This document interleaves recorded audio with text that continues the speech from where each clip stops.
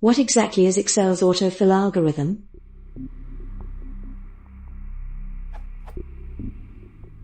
What is the algorithm used by autofill in Excel?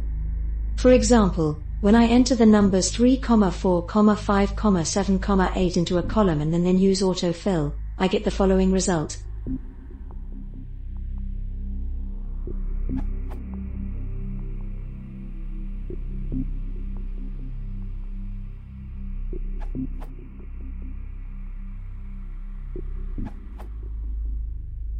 Excel uses its linear trend approach when you autofill. This employs the least squares method algorithm. This is the same algorithm used by the trend function as seen demonstrated below.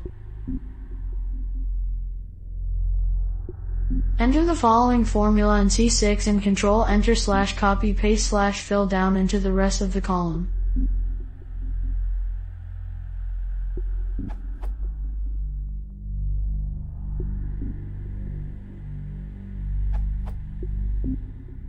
Below is a chart showing the trend line that the new values fall on. The least squares method creates a best fit line for the original data points. The new data points are essentially extracted from this line.